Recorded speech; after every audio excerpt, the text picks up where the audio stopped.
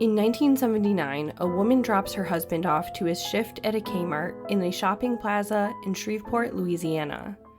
She doesn't make it too far back towards her home when she realizes that her tire is flat.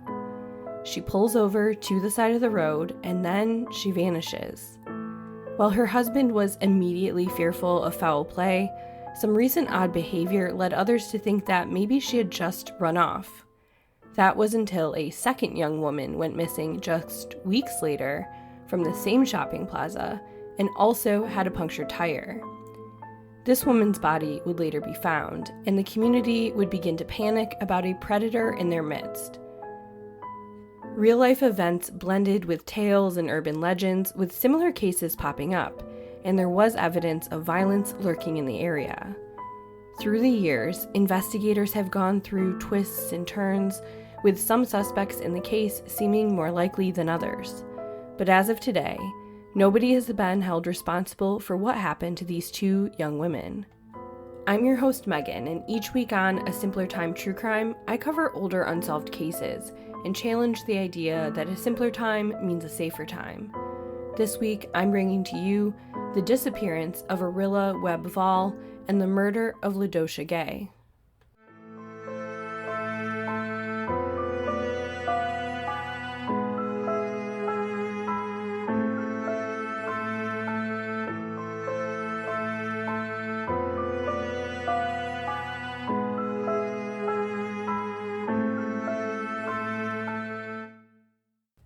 I just wanted to thank you first at the top of this episode. Thanks in advance for putting up with me sounding a little stuffy. I've been getting over a head cold, but I wanted to make sure I got this episode out to you guys.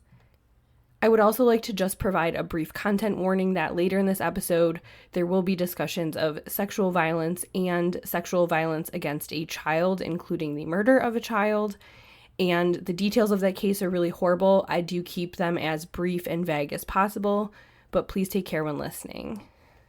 It was March 15th, 1979, and 23-year-old Arrilla Webb Vaul was doing something she'd done plenty of times before. She planned to drop her husband Scott at work at his part-time evening job at Kmart, and then she was going to head back home. Arrilla had been born Arrilla Webb, and she grew up in Friendswood, Texas, outside of Houston. She was an only child, and she still lived in Texas when she met Scott Vaul, and together they got married in 1976.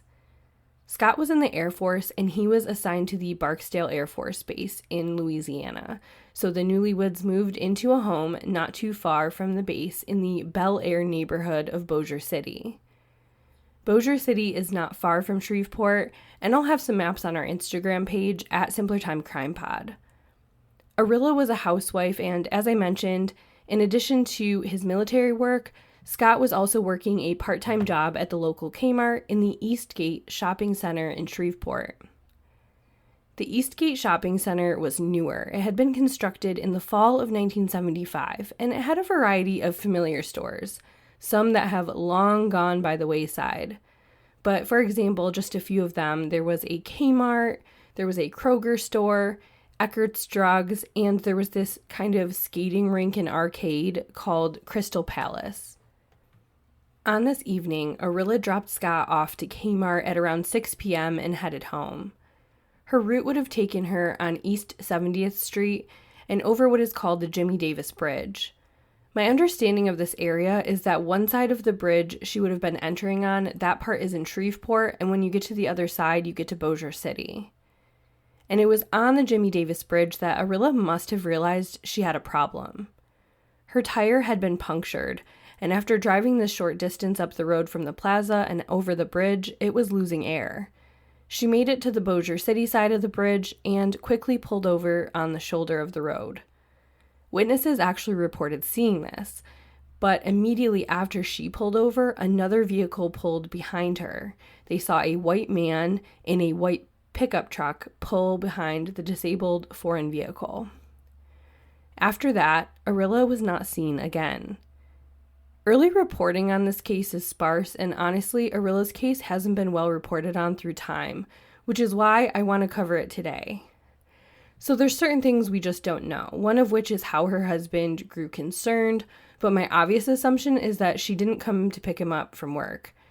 Or it was possible that he was getting a ride home from work from maybe a colleague or something, and he would have had to have passed Arrilla's disabled vehicle on the side of the road on the way home. And that obviously would have raised concerns. And her vehicle would have stood out because I mentioned before it was a foreign vehicle. It wasn't one that you see all the time. And I'll have a picture of it on the Instagram page as well.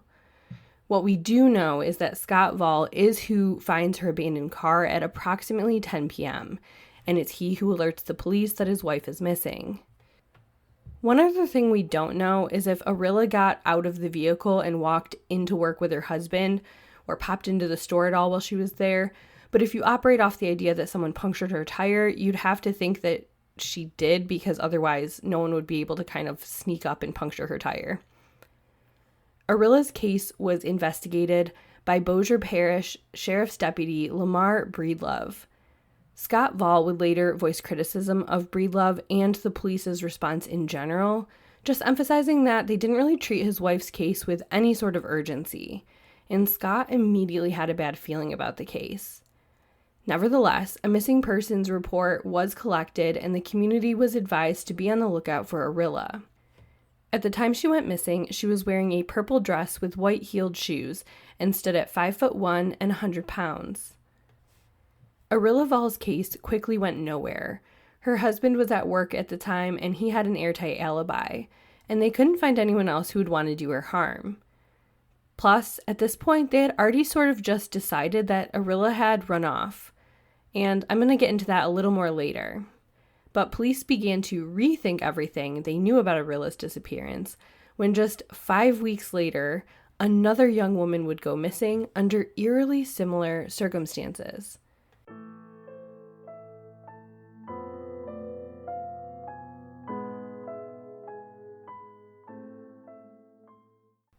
On April 20th, 1979, an 18-year-old girl planned to go to the Eastgate Shopping Center to pick up her engagement ring. Her name was LaDosha Gay, and I searched all ends of the internet for a pronunciation guide to this name and came up with nothing, so that's just my best guess. However, in most publications and reporting, she is referred to by the name she went by, which is Dodie, so that's what I'm going to be calling her for the rest of this episode. Dodie had moved to Shreveport when she was around 10 years old, and her family dynamics are a little tricky to follow. From what I read, her father had taken her from her birthplace in Missouri and moved away from her mother, and we don't know any of the circumstances around that, so I'm not going to speculate at all, but she did relocate with just her father. I also know that her father remarried a woman who Dodie was close to and referred to as her mother. So there's her biological mom, and her name was Donna. And then the parents often referred to in articles as her parents, that would be her father and her stepmother, Joe and Hazel Gay. Dodie was a hard worker. She was about to graduate from high school. She was working 2 part-time jobs, one at a Pizza Hut and one at a shoe retailer. And she was known for always being really positive and had an amazing smile. And she had plenty of reasons to smile, not the least of which was being newly engaged to a local oil rig worker named Jimbo Johnson. So on that April night, she told her parents she was going to pick up the engagement ring and run some errands. After arriving to the store, which was a catalog showroom named Wilson's, we know she completed that errand successfully because she called her mother Hazel from a payphone to tell her how perfect the ring was and how happy she was. She then told Hazel that she was going to do some more shopping. She apparently met up with some friends for dinner right there in the plaza and also popped back over to that Kmart. But after that, Dodie never made it home on that Friday night.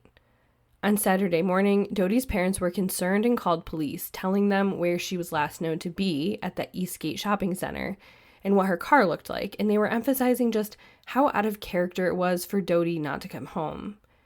But police were not fast-moving, so her parents went to the plaza themselves, and they actually found Dodie's black and turquoise 1974 Oldsmobile Cutlass locked and parked in front of the Kmart. The car had a flat tire, and it appeared that it had been punctured by a sharp object like a knife. Police retraced Dodie's footsteps that night and investigated the friends that she was last seen with.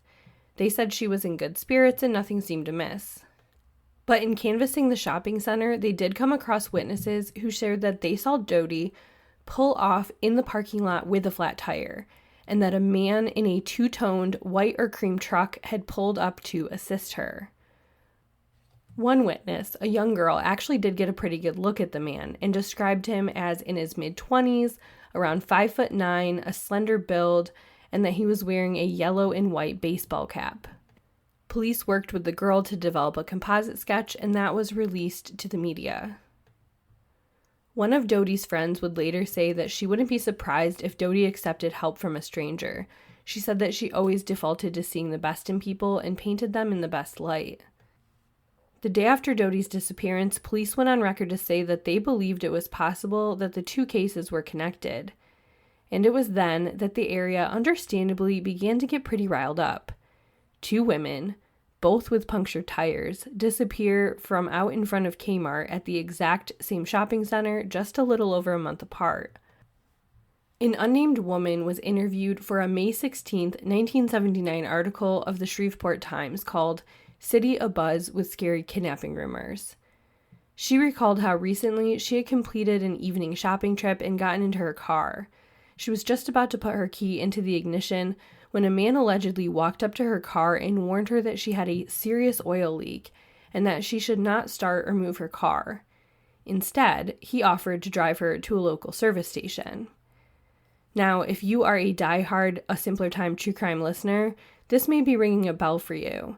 This is almost the exact ruse the Route 29 stalker would use. He would flash his lights at women on Route 29 around Culpeper, Virginia, and he would say they had sparks coming from their vehicle and that it wasn't safe to drive. Instead, he would offer that they should go with him and he would take them to a local station or to a payphone. The Route 29 stalker tested this out on several women who he often drove safely and without issue to the service station or to their payphone, almost like a trial run. But those women would then take their vehicle to get serviced and find out there was nothing wrong with it. Eventually, this ruse ended in tragedy when Alicia Showalter Reynolds was murdered, but the Route 29 stalker didn't begin until 1996, and this, of course, is 1979. In this case, the unnamed woman in the article felt uneasy knowing about Arrilla and Dodie's disappearances, so she declined his offer and drove away. When she later had her vehicle checked out, it had no signs of an oil leak. Situations like this did happen, and it sounds like this woman may have narrowly avoided a terrible situation. But even though there wasn't the internet back then to spread around urban legend-style cautionary tales, some of the stories did take on lives of their own. People passed out flyers at gas stations warning about men working together in pairs, with one man distracting the woman and the other hiding out in the back seat, getting ready to put a chloroform rag over her face. Others discussed a sex trafficking ring targeting young white women. And while people do occasionally commit kidnappings in pairs, it's extremely rare, and there was no evidence this was happening on a large scale in Shreveport. And also we know that sex trafficking is a huge problem, but it's typically not just someone snatched from a gas station. There's exceptions, of course, but according to the Human Trafficking Collaborative at the University of Michigan, women and girls of color are disproportionately more at risk for human trafficking. Significant risk factors include recent migration or relocation, drug or alcohol abuse, disabilities, poverty, involvement with the child welfare system, and being a runaway or homeless youth. So the likelihood that a young woman in Shreveport was going to be abducted from a shopping center for human trafficking and that this was happening on a large scale seemed far-fetched. Coincidental or not, the day after the article was released in May of 1979, a woman called authorities with a terrifying tale. She too had been accosted while shopping, but she got away.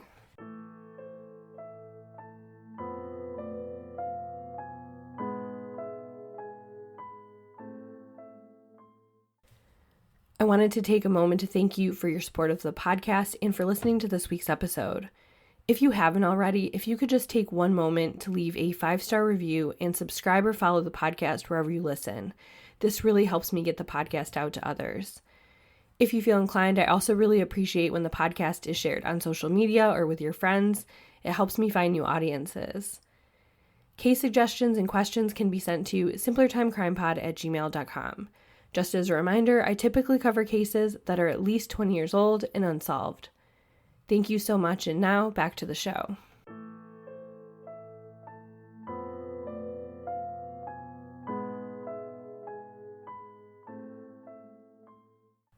On May 17, 1979, a woman in her early 30s drove into the parking lot of the Albertsons grocery store on East Kings Highway, not far from Eastgate. She said she was getting out of her vehicle when a man rushed up on her and forced her back into the car at knife point. He then forced the woman to drive to nearby Ellerby Road and had the woman pull over because he was going to swap spots with her. He demanded she get out of the car, but he also got out of the car to switch spots, and when he did, the universe came for him because he fell into a brush-covered hole. And she had these Catwoman-type reflexes because she gunned it out of there and left him, getting away and calling the police. This woman was able to work with police and develop a composite sketch of the man. And police began to wonder. In March, you have Arrilla Vaul. April, you have Dodie Gay. And now you have this woman in May who was able to break free. Are all three related? If so, this third one was a bit of a bolder strategy. There was no broken down vehicle, but an immediate abduction at knife point. As authorities were comparing all these cases, they also thought of another missing persons case that was unsolved on their desks. Now, this one goes back 2.5 years prior to Christmas Eve, 1976. On that night, a 33-year-old woman named Shirley Coleman told her 4 children that she was heading out for just one more gift. But she never came home that evening. I can't imagine the heartbreak her children felt waking up on Christmas morning without their mother, and then just never seeing her again. Police retraced Shirley's movements that evening, and they found her car abandoned at the Gibson department store on Wagoneer Avenue. In it were the gifts she had just purchased, carefully wrapped and placed in the back seat. And just for context, this is about 4 miles away from the Eastgate Shopping Center and still in Shreveport. Shirley Coleman's case had also become a cold missing persons case by the time Arrilla Vaul and Dodie Gay disappeared. And the case of Dodie Gay was about to become a homicide. On June 1st, 1979, workers were checking on a bridge in rural DeSoto Parish when they stumbled across something troubling. Skeletal remains. Authorities almost instantly thought it was either Arrilla Vaul or Dodie Gay, but the clothing matched what Dodie was last seen wearing. Shortly after the discovery, the badly decomposed remains were positively identified as Dodie Gay's. She was still fully clothed, and the button on her pants was fastened, but her zipper was down. Her shoes were missing, along with her new engagement ring, several pieces of jewelry, and her purse. Dodie's cause of death was blunt force trauma to the head, causing a hairline fracture to her skull. It then appeared that the killer had tossed her body over the bridge and down the embankment where she was found. Dodie's death was devastating to her family and her community. Her mother said to the local paper, quote, "It was pure living hell. It was the longest 6 weeks I've ever lived through. I couldn't sleep, eat. I was just going through the motions. You're just waiting. You go on with life, but you never forget. We hope that she was killed that night, that she was killed by a hairline fracture, and that she didn't suffer." End quote. Days later, family and friends gathered at Dodie's funeral, where Reverend Denny Duran said, quote, "LaDocia's happiness has not been terminated. Her smile has not been erased. Her laughter is still being heard. Her joy is totally fulfilled. She has reached the ultimate for any child of God, being in the eternal presence of Jesus." End quote. This could only provide so much comfort for those left behind without her. Her family, her fiance, her friends. All of her high school senior friends had just walked across the stage without her. And the fact that Dodie had been found murdered erased any illusion that these could have just been runaway cases, and the women of the greater Shreveport area were greatly concerned for their safety.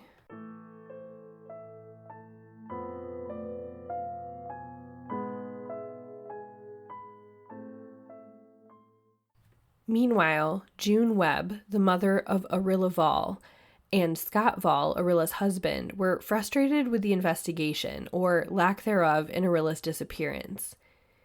18 months after Arilla's disappearance in the fall of 1980, Scott Vaul left the Air Force and focused on finding Arrilla. He did so because he was otherwise going to be stationed in Korea, and he couldn't bear the thought of leaving behind the search for his wife. In an interview with the Shreveport Times, he voiced his frustration, saying, quote, "I haven't heard from Lamar Breedlove in months, literally months."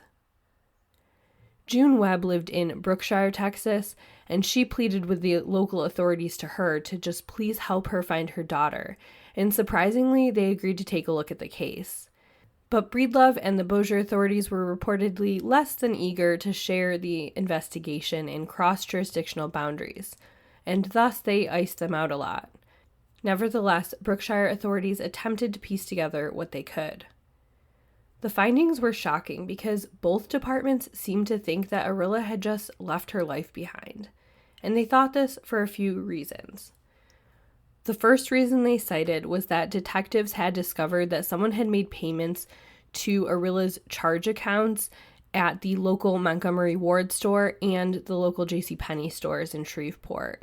And those payments were made in June and August of 1979 and May, June, and July of 1980, so well after she went missing. And they said that kind of showed that she was alive because she was making those payments. Which, to be fair, I can understand a little bit of why they thought that, but there was no other signs of life from her. And I'm not going to lie, if I'm a person who wanted to run away and I've made a whole new identity for myself and started a new life, I'm probably not going to worry about making a payment on my Montgomery Ward charge card. But the second reason was actually initiated by June Webb because she had hired a psychic from Houston. And that person had said, "Yup, I'm seeing visions of her. She's alive and she's living within a 250-mile radius of Bossier City." They also cited that they felt she was under duress in the days leading up to her disappearance. She had written letters to her mother, and those had been read by a handwriting expert. They had compared them to letters she had written in 1977, and they said that she had, quote, severe distress syndrome by way of what her handwriting looked like. Which, I don't know. I feel like my handwriting changes a lot. If you saw me writing notes for these episodes on my own little internal deadlines I give myself, you might think I'm under duress, but I just have sloppy left-handed handwriting. But other times I take my time and I try really hard and my handwriting doesn't look half bad. But nevertheless, they do think that she was under duress based on just what her handwriting looked like. But also, it wasn't just that, it was the content of the letters as well. Arrilla reportedly wrote to her mother just days before she went missing and requested to be taken out of her mother's will immediately. She also said, should something happen to her, her mother should get the car and not her husband, Scott. I find all of this odd for sure, and there's a lot of different ways you could speculate, which I won't do because we have no idea what it meant really, but authorities did say, okay, something funky was going on here, so maybe she was just getting things in order to start a new life. They also shared that they found a couple of unmailed letters found in Arilla's home written to a male friend in Bossier City whom she was very close to. And they didn't come right out and say it, but if you read between the lines, they were definitely implying that there was more there than just friendship. And their final reason for thinking she just ran away was an absolute bombshell to me, and that's that apparently Arilla's mother once disappeared voluntarily for 7 years before returning. I don't know any of the details about that, but that is pretty wild. And they were saying, at this point, Arilla's just been gone for a little over a year, not even 2 full years yet. And so that's nothing in comparison. And there's this family history of just sort of disappearing and reappearing. So there was that. Scott Vaul went on record to discredit a lot of these talking points. In that 1980 article with the Shreveport Times, he said that it was he who had made the payments to those charge cards. He also did admit that Arrilla was distressed in the days leading up to her disappearance, but it wasn't because of marital issues or because she was planning on running away. According to Scott, she had a growth that had been recently found on her eye, and it was thought to be cancerous, and so it was really freaking her out. And, she's just 23 years old, and she's facing this idea that she might have cancer, and so she's trying to get a lot of things in order. Scott also discussed the elephant in the room, that quote-unquote really good friend of hers, and he said, "I spoke to this man, and rest assured, any insinuation that there was some romantic relationship, there wasn't. It was a business relationship," which he didn't get any further into. And I know that at this point, Arrilla wasn't holding down a traditional job. She was a housewife. So I don't know what business he meant, but he did say that this woman was, that his wife was not having an affair with this man. So 1980 came to a close without any new answers. And then in early January of 1981, there was another horrible discovery. A hunter found skeletal remains buried under a layer of leaves in a nearby rural wooded area. Part of a bra and a shoe were found near the body, and there was a bullet from a small caliber pistol in the woman's skull. Through dental records, those remains were positively identified as Shirley Coleman, the mother who had gone missing on Christmas Eve in 1976. This identification brought a chapter of closure as to what happened to Shirley, but investigators were no closer to finding her killer. Then, in late January of 1981, another body was found in Bossier Parish in a wooded area off of a public logging road. This victim had been stabbed 9 times. This woman would actually remain unidentified for 34 years, known simply as the Bossier Doe, or cold case number 81018329. She would finally get her name back in 2015, and it would be discovered that her name was Carol Cole. And despite identifying her, like many Doe cases, her killer has not been found, nor has it been determined if she was connected to these other cases.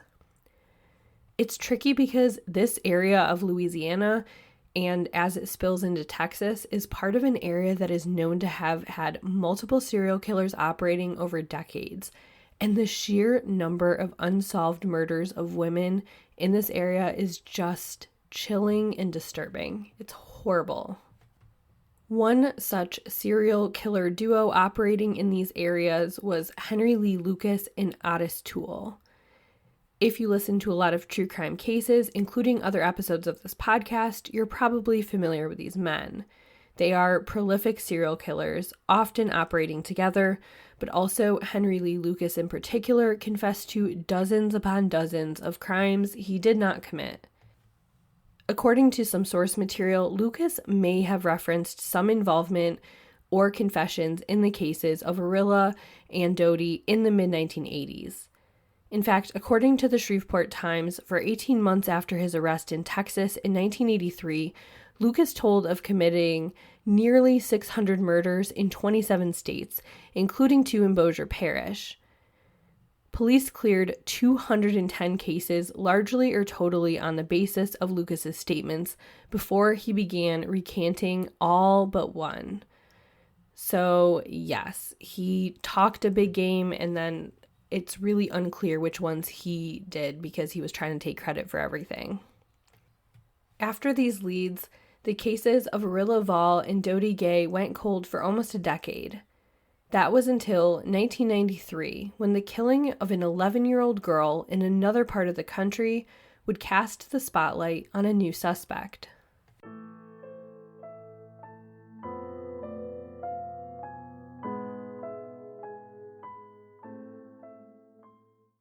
On June 29, 1993, an 11-year-old girl in Pocatello, Idaho, was doing her newspaper route. Jerilee Underwood was collecting from customers of the Idaho State Journal when witnesses suddenly saw her being forced into a car by a white male. The man was described as a 30-something-year-old white male who was 5'7" and a stocky build. Because of this blatant forcible abduction, there was an all-out manhunt that included the FBI. Searchers were at it for days, but the case would end in immense tragedy. Just as a heads up, this next piece is what I referenced with the content warning earlier, so skip ahead if it's too much. On July 7th, 1993, Jerilee Underwood's body was found. She had been thrown into the Snake River in Idaho Falls. After abducting Jerilee, the killer had murdered her and then kept her body for over a week, where he continuously violated and then dismembered her corpse and tossed her into the Snake River. And how did they know this? Well, they arrested a suspect who, upon arrest, gave all the details. The man was 45-year-old James Edward Wood. Police announced on Thursday, July 8th that they had arrested Wood and that he would be facing a preliminary hearing on July 15th. Investigators stated that Wood had been cooperative in sharing where the crime had taken place and what had happened to Jerilee. But you're probably wondering, Megan, this is sad and horrible, but what does it have to do with Arrilla and Dodie? Well, Wood spent most of his adult life in the Shreveport area, and a few months after his arrest in Jerilee's murder, he confessed to a Bossier, Louisiana murder without any prompting. It was the murder of 33-year-old Shirley Coleman, the mother of 4 kidnapped and murdered while out Christmas shopping on Christmas Eve. Wood admitted to kidnapping Shirley Coleman and driving her out to the General Electric plant and sexually assaulting her. He then said that he took her into the woods, told her to start walking, and promised her that he was letting her go, saying that she'd be able to make it to the main road from there. But instead, he shot her. It's so heartbreaking to think that after her terrifying ordeal, she probably thought she just needed to make it through these last few minutes, that if she could just keep her head, she would be back to her babies for Christmas morning. And instead, she was faced with pure evil, who snuffed out her life without a care. With Wood being arrested, they looked at the possibility that he was responsible for Arrilla and Dodie's cases, and he had a long and infuriating criminal history in which he skirted many lengthy jail sentences. Wood was born in 1947, and in 1955 he suffered tragedy when his mother died in a fire at work. Wood apparently witnessed her death as his mother was trying to save 2 other workers. In that moment, he went to wrap his arms around a nearby adult woman for comfort. This woman apparently rebuffed his arms and his need for consoling, and he claimed that from that moment on, he hated women, particularly that woman, and he would target women that looked at all like that woman. In 1967, when he was 19, he moved in with his brother in Bossier City, and that year he broke into an apartment and assaulted 2 women, stabbing them in the neck.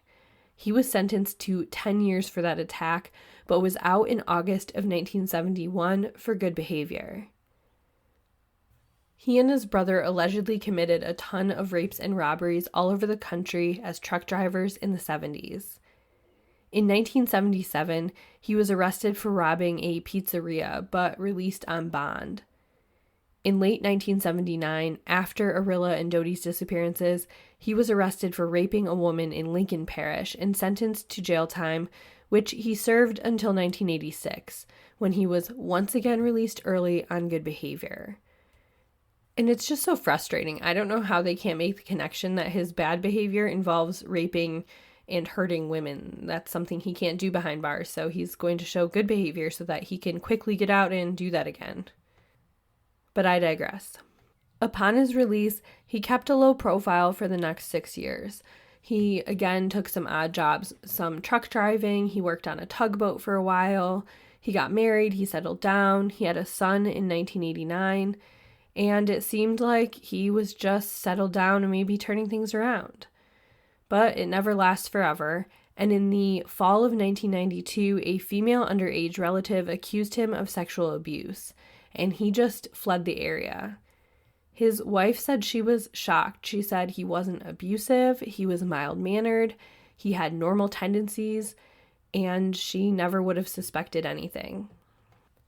So after leaving Louisiana, he fled to Idaho to live with relatives, and the rest is history.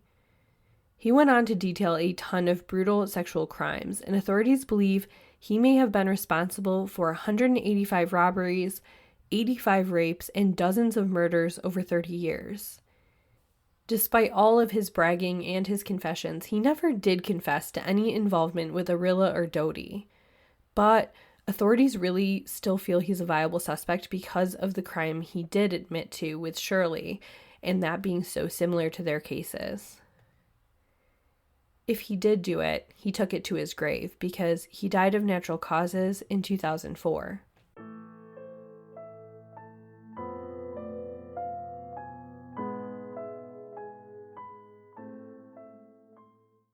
While Wood is a strong suspect in the case, there is another name that has come up.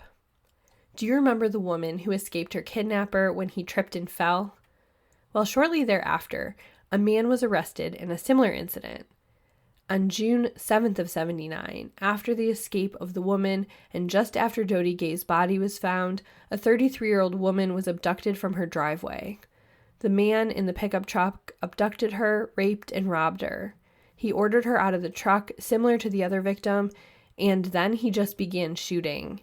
She fled, and the bullet went through her arm and hit her in the chest, but she managed to survive, and she picked the suspect out of a photo lineup. The man was named Travis Raymond Carter. Police began looking into him for the other abduction, though they could never conclusively pin it on him. He was sentenced in the other abduction case, and he got a life sentence. If he was involved in other cases, that was never proven, but it was a possibility.